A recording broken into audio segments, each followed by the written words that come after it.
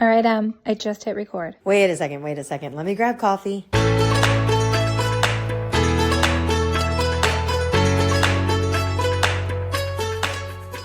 Hey, good morning, Jenna. How you doing? Good morning. I am great. How are you?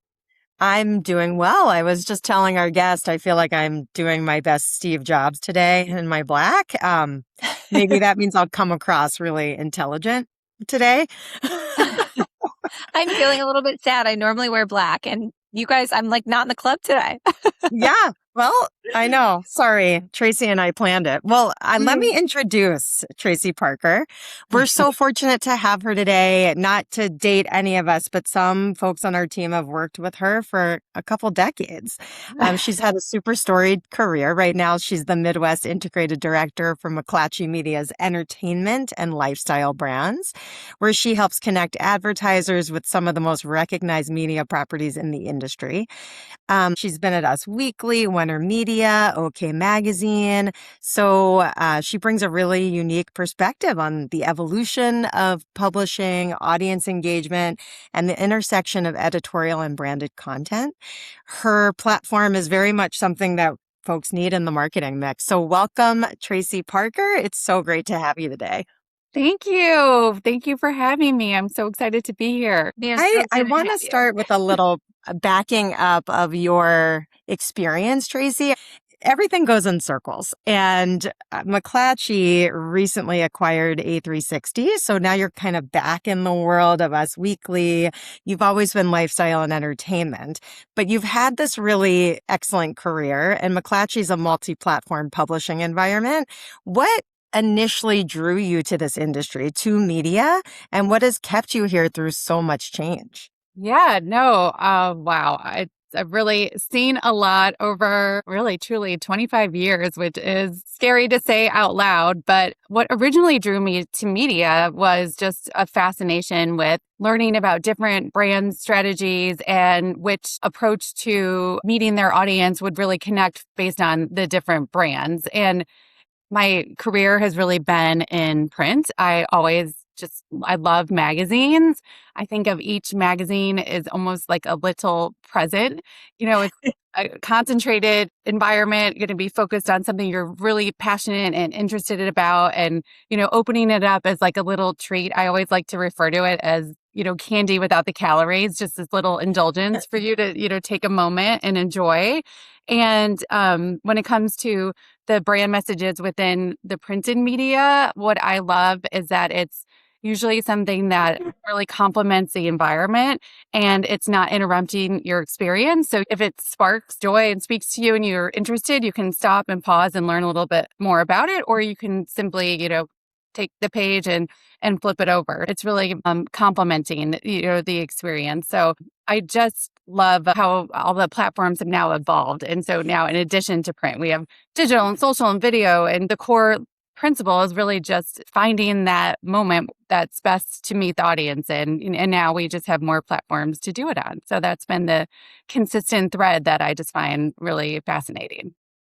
I have to just pause and tell you, Tracy, and I think I said this when we spoke before, but when you just said that little treat moment, when I was in my 20s living in New York, making peanuts for money, I remember Us Weekly was my little treat. Like I would go and get it every Friday. And that was my little present to myself, the Right. $5 present to myself where I was like, this is going to be my entertainment for the next few hours or, over the weekend. And it was Totally. exactly that, just like a minute to unplug and just kind of like flip through and look at the fashion and pretty pictures and, random recipes in there and all of that sort of stuff. So, Right. Or when it came to your mailbox and, yeah. be able to like not even leave your home and just have this gift delivered to you. It's so fun. Yes, it's the best. I love it. Mhm. I don't do that anymore, but I do feel like in the age of digital, there is always that little, like, it's almost like a little snack break. Like, Mhm. I got it. Absolutely. And calorie free. So you're just, That's the best part. And Tracy, I'm with you. There's nothing quite like nestling in with a good magazine. Whether or not it's the last thing you do during the day before you go to bed or on the beach. But Mhm. I don't quite get that experience from the phone. I know that's where we are, and it's great and it's fine, and certainly it's convenient. But there's nothing like holding it in your hand. Totally. Um, yeah. So how do you feel like audience consumption has changed from those early magazine days? Do you think we're going to see a time when they come back? Everything retro seems to be new again, but obviously we live in a very social first world. How has that helped publishing, the multi-platform approach? Yeah, I know consumption is so different than when I first started because I think what's really crazy is way back when, the only way you could get those behind the scenes photos and those breaking stories were through the weekly magazines, where now with social and digital, like the access that audiences have to that content is instantaneous. But back in the day, the franchise that us is so known for is stars. They're just like us. Like that is part of pop culture's vernacular, but that started with us and it started from the content of showing a celebrity, pumping gas or in the grocery store, because those weren't photos that you could just, hop onto their own social media page and see. You didn't get to see celebrities like living everyday lives. And it actually, drove a huge paparazzi culture, if you recall, which was actually, super scary. Not the safest culture. Not the safest. And that was because there was such demand for those photos. I remember back in the day, there might be people that don't even know who I'm talking about, but when Brad Pitt and Angelina, when that story first came out, for people who don't know who I'm referencing, Brad Pitt was married to Jennifer Aniston, Rachel on Friends, and he was filming a movie with Angelina Jolie, and there were all those rumors that they were getting very close. And then Us had a cover photo of Brad and Angelina together on a beach in Africa. It was a distant paparazzi shot. But the head of my company at that time looked at me and said, "This story's going to drive our newsstand sales for the next 5 years. Just you watch." And Oh he my was right.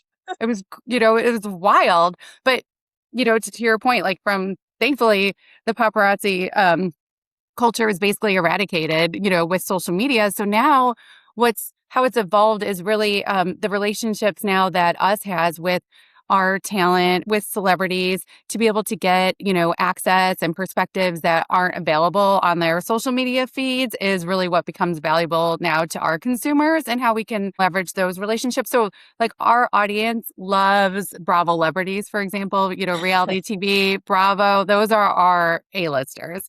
And we have super strong relationships with talent from that world. So we get the call about news stories, perspectives, and that becomes exclusive content that our audiences can't find anywhere else. So it becomes like really, really engaging. And that also translates to our branded content opportunities that we do with talent. So when we can actually leverage our relationships, secure talent, put branded messaging, into those stories, we're getting exclusive photos, exclusive sound bites that aren't heard anywhere else. And that's really powerful. And it's been really fun to work in that space now as we've evolved. I have so many personal questions I want to ask you that I will not go down the rabbit hole of. Oh my gosh. You're going to do a V2 of this and just not air it. Right. But okay, sticking to the theme, right? And we're coming at this from the lens of us as PR professionals. And in our world has shifted, right? So it used to be we were just pitching you guys and we might have a big program that we were doing with a celebrity attached to it. And we would pitch you guys to do an interview with that celebrity. And then things started to shift a little bit. And publications like your publication started to introduce branded content. Can you just put that into context for the layman, for anyone who's not collaborated on branded content? What does that mean? What does that look like? So branded content it's made very clear when you're engaging with the story that this is a partnership opportunity, but it's taking the tone, the voice of our editorial product and integrating the branded message into the story. And what's great for PR is that we usually have 2 rounds of approval where you're able to actually review the content, make sure that your your key messaging, your copy points are being included. But what's beneficial is that we're working together so closely that the tone of us, which is what our audience looks forward to and why they come to the magazine, is maintained. So it still feels like what their experience is that they have come to expect. And we make sure that, so much of our content is focused on the celebrity lifestyle, and it's like how to get this lifestyle. That's why our audience, really looks in the magazine too. It's not just, let's just see what they're doing. It's like, how could I have this as well? So when we're able to take your brands and your products and incorporate it into the content in a way that makes it like something accessible for them to get the celebrity lifestyle, like use this product and you will live this lifestyle too. It's super engaging, super successful, and it really drives sales. We've seen that time and again, versus just kind of hoping that your story gets picked up because of this awesome talent or this awesome partnership, but then you don't really control what's said about it either. We've seen that happen a lot too, where something, gets picked up and it's like barely even mentions that the talent's a partner to a certain Very brand. last line. Right. It's the very last line. I mean, It doesn't say anything about the brand, so. That was always the expectation. Right. If you had a celebrity attached to the campaign, it was always managing expectation with the clients that, hey, they're going to write a story about XYZ thing that the celebrity's doing. You're going to be in the very last line or maybe paragraph if you're lucky. That was so you always manage expectations, which is great to do that. Smart. Well, I mean, you just knew. But Right. so when we talk about branded content, obviously there are branded articles, what some people refer to as like advertorial articles. But you also do a lot with video now, right? Mm-hmm. Yeah, What does absolutely. that look like?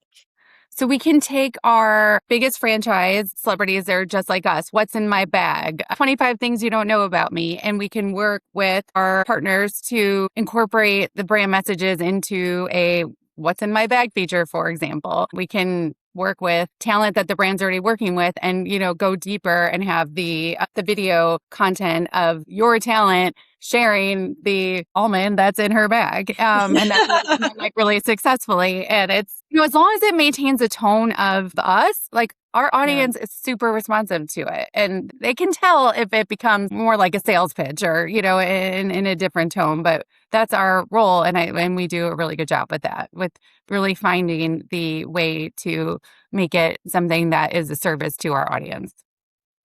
Well, and I think the other interesting piece is all the data you sit on, Tracy, with your audience segmentation. I mean, you know exactly where those messages are reaching within the consumer landscape.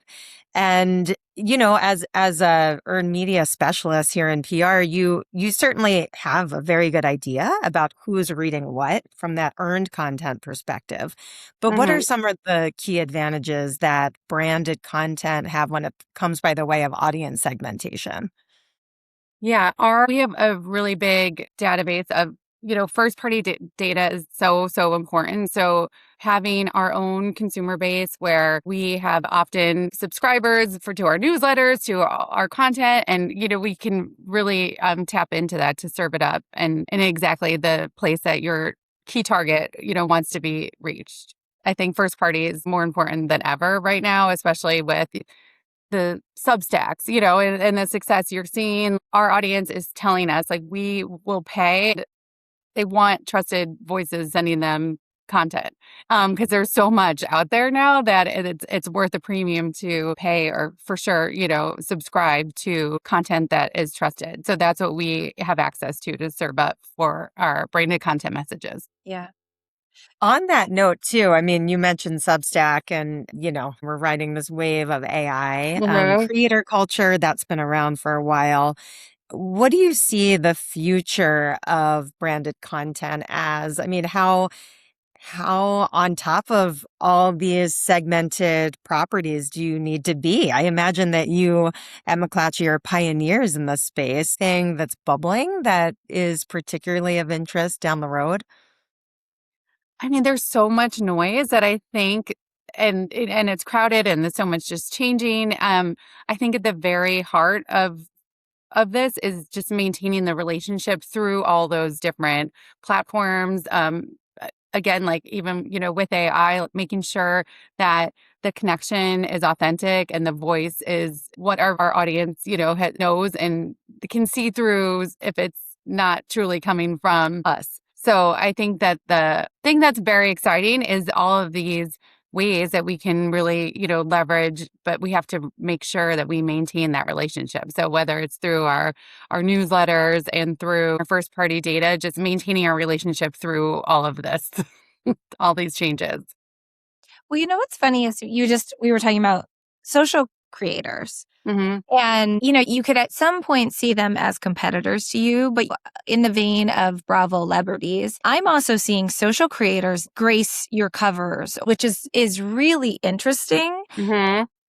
Have you started to see them as assets for you as well, where you're working with them because they're working with brands more and more? Yeah, absolutely. I have been really passionate about that because they become, it's as we've watched it develop, it kind of becomes this question of who's a celebrity now. Yeah. Us cover celebrities, but Yeah. now that has changed so much over the years. It went from, the big movie and TV stars to the, reality show stars. Are these really celebrities? Well, clearly, yes. And now it has now transferred even into the influencer space where those influencers do become celebrities. They have huge followings. They have huge brand partnerships and deals. So our audience is interested in them, and if we can weave in their partnerships and their sponsorships that they have going on and tell a story about that, it's really interesting to our audience as well. So we have leaned in that way as well. Yeah, I mean, Which I is can't, something to think about, right? So if your client has a big podcast deal or a big, something else going on, Us Weekly can be used to help cover that partnership. well, So, so I was going to say, can we go back to talking about almost like the logistics of how this works? right, Because I think for the layman, it just appears as like more content that Us Weekly is providing or that any of these publications are right, providing. right. But for us, I remember, when this first started to come out on the PR side, we were like, we got to get in on this. This is great. This is how to, we can still get that earned piece, but also you can amp it up with the other side. Mm-hmm. The digital agencies and the advertising agencies were also wanting to get in on it. And I think it's still a little bit tricky about, who owns it. And really my perspective now is it's a collaboration because it is paid, but it's not paid at the same dollar amount that you would say traditional advertising costs you. Um, but you can't it's not like traditional advertising where you just hand over the ad and hand over the money and, here you go, run this. You have Mm-hmm. to have that editorial lens. You have to Mm-hmm. be able to provide the right messaging and work with your editorial team to get that story right and to make it feel really natural. Mm-hmm. Who do you guys end up working with the most? Like, how does that typically work in terms of who you're collaborating with? Yeah, we do work client direct, but a lot of the agencies are now taking on those projects. So, of course, a lot of the more traditional advertising agencies do have content teams where that's 100% of their focus.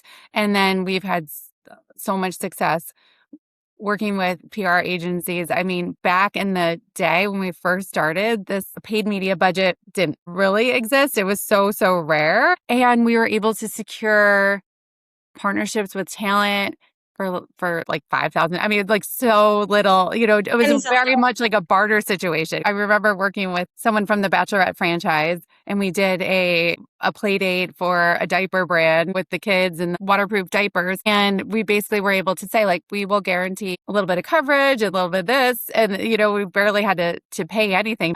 So we've, been since 2015 really working closely with PR agencies on these executions, but we've seen paid media budgets become more and more common on a lot of the campaigns. So talk to us about, and I'm just going to throw out like random numbers because I want to kind of contextualize this for people who are listening because I think there's a lot of curiosity around it, Yeah. right? So Mm-hmm. if I'm working with a small brand Mm-hmm. and I might have $10,000. If I'm working with a large brand, I might have $200,000. Mm-hmm. What can you get for, that really tiny budget versus what could you get for something a lot larger? Yeah, totally. That's a great question. So for a smaller budget, we could work together to a newsletter, an email blast to our opt-in subscribers that we have a huge open rate, a huge engagement engagement with this audience to really deliver the message in URL. We could do a social post. We can work sometimes on a digital article. So we can definitely, create a menu of opportunities. Some really turnkey opportunities are branded content, digital articles, and social posts. That's a pretty easy lift where we can work with you to execute that. And then also even we can do sponsored editorial. So if you have a partnership already or a new brand product coming out, we can cover the story and then guarantee share of voice. So we could create surrounding media if you didn't have your own digital media to surround the article. And we can also give a guaranteed impression amount around that article, which is really great because you're guaranteeing that even though your story gets picked up, you're guaranteeing impressions around it. For the higher budgets, when we have a little bit more lead time, we can work with you to secure talent. If you don't currently have talent, we can sometimes we create in real life events are back. We can do happy hours. We can do screenings. We can create the video content. We have a beautiful studio in New York where we can do a commercial grade video production. We can do Zoom interviews, so we can really, I love when we have a little more lead time and bigger budgets, but with the smaller budgets and you need like a last minute impression boost, we can execute really quickly too. And that's where we come in sometimes too at the end of a campaign. It's like, I need 1 million more impressions. How am I going to get it? And we can jump in and help in that way. I love that. Yeah. Flexibility is huge. Very, very flexible. But we love the opportunities where we can be part of the brief in the beginning and the priority for campaigns. So a partnership, we just executed a really fun partnership with Madison LaCroix and Woodford Reserve. The goal was to have an at-home derby party and to have a bottle of Woodford Reserve in like every home in America for the Kentucky Derby. So we were able to secure Madison LaCroix from Southern Charm, who is completely iconic and basically like the voice, like the narrator of that show. And she did self-shot video in her home showing how she was going to get ready for her derby party. She shared her decor. She shared what she was going to wear. Like it wasn't, oh, look at Madison's like nice life. I wish I could have that too. But it was, here's what Madison's doing. These are the drinks she's serving her friend. Now you go have a similar lifestyle as well. Go host a similar event for your friends and grab your bottle of Woodford, put on your fascinator hat, and you can have the same experience. So being able to maintain that tone too of accessibility to the celebrity lifestyle through us as content and through our partners' content is what drives sales. It's so successful. Yeah. All right, Tracy, last question from us. We ask every guest, we ask ourselves all the time. But our agency was founded on creating impact. And sometimes that's for our clients. Sometimes it's for our own agency. Sometimes it's personal. So if you take a look back at your last week or 2 weeks, what would you say is the most impactful thing that has happened in your life? Oh, wow. Well, in terms of impact, I think I would have to go more on the personal end of this. I actually have my daughter home from college for the summer. She just finished her freshman year, and I started a new hobby. I started playing mahjong, which I don't know if that's on your radars, but it's really. I haven't started, but a lot of friends are into it. Totally. Yeah. It's so popular. And it took me, I was a little bit of a reluctant participant because it hurts your head and you can't really socialize and chat. But I was able this week to teach her and 3 of her friends how to play. They, wanted to take a night, set aside, get a lesson. And, it's just something that I'm really passionate about. And I think when you're able to, find something that you're passionate about, share it with others. I mean, that's like the goal of everything. So, and it's just very reflective of what I love about my job, what I love about home. It's a screen-free time to just use your brain and engage and share energy with others. And so, I'm glad to be able to spread Mahjong to the new generation and give them the opportunity to, disconnect and have that time together. But also, I do think it is just looping it back into work life too. Part of what I love so much about these branded content opportunities and just being able to share what we love with our audiences and others. I love that Tracy, so much. great answer. Yes. This was so much fun. Thank you for joining us today. Oh, And we'll be in touch. awesome. Yes. Thank you for having me. Thanks so much, Tracy. Bye. Bye.